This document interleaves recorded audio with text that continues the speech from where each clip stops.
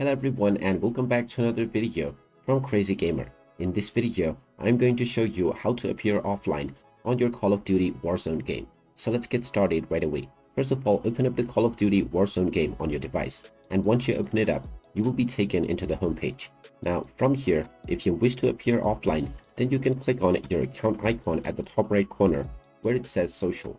This will now show you all of your friends that are added within your account.